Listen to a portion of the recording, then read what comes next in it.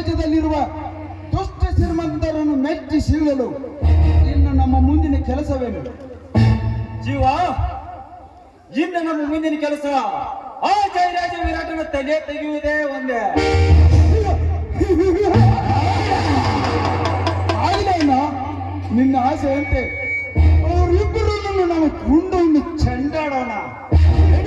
ಹೋಗೋಣ.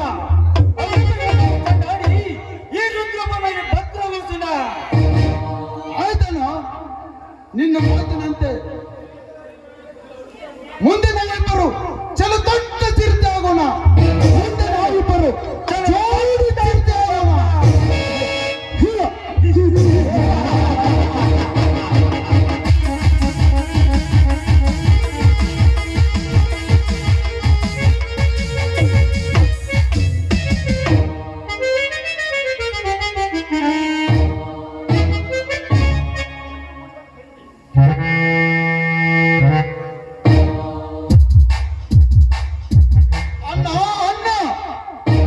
ಅಣ್ಣ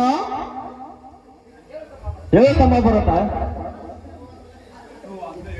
ಏನು ತಮ್ಮಿಂದ್ರ ಅಣ್ಣ ಬಹಳಷ್ಟು ಖುಷಿಯಿಂದ ಕಾಣ್ತಾ ಇದ್ದೀರಲ್ಲ. ಇವತ್ತೇನು ಹೌದಣ್ಣ? ನಮ್ಮ ಮನೆಯಲ್ಲಿ ಹಬ್ಬವೇನು? ಹೌದಣ್ಣ, ಇವತ್ತು ನಮ್ಮ ಮನೆಯಲ್ಲಿ ಶಾವಿಗೆ ಊಟವಿದೆ.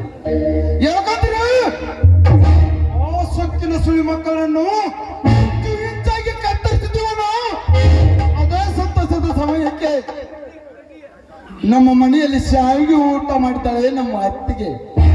ಹಾಗೆ 3 ಮಂದಿ ಅಣ್ಣಿದ್ರು ಒಂದಾದ ನಂತರ ನಮ್ಮ ಕೆಲಸವೇನು?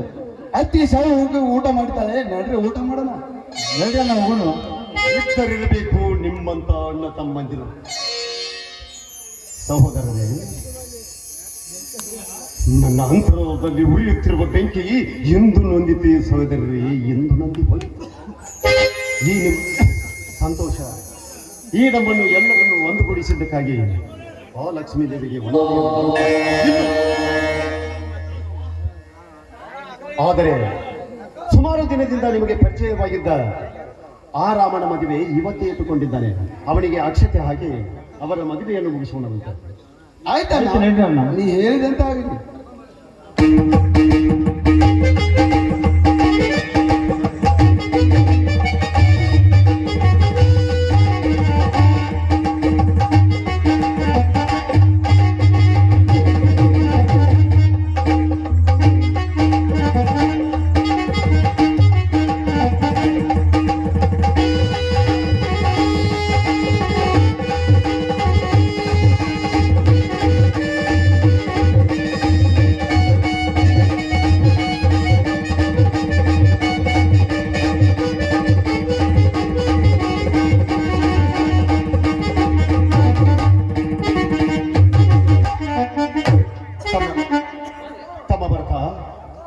ಅಂದು ನಾನು ನಿಮಗೆ ಒಂದು ಒಳ್ಳೆಯ ಮಾತನ್ನೇ ಹೇಳಿದ್ದೆ.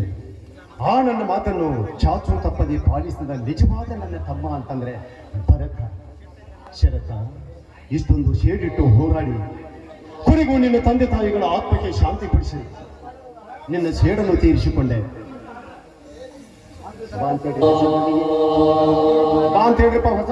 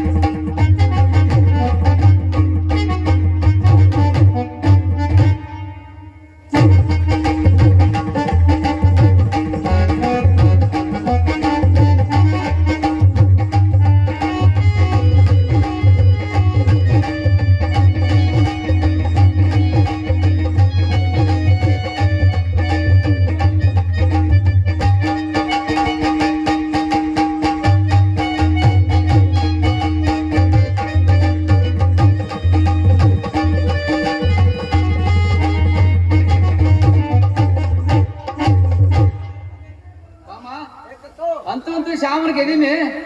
ನಾವಿಬ್ರು ಗಂಡ ಐತಿ ಆದಿವು. ಈಗ ನಮ್ಮ ಶರತ್ನ ಬರಂತ ಮದುವೆ ಐತಿ.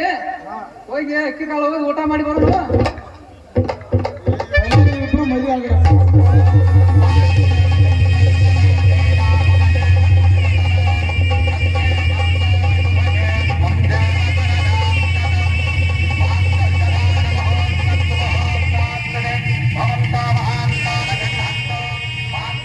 ನಮ್ಮೆಲ್ಲರಿಗೂ ಒಂದುಗೂಡಿಸಿ ರಾಮ, ನಿನ್ನ ಮದುವೆಯಲ್ಲಿಯೂ ಕೂಡ ಆಶೀರ್ವದಿಸಿದಂತ ಲಕ್ಷ್ಮೀ ದೇವಿಗೆ ಎಲ್ಲರೂ ಕೂಡಿ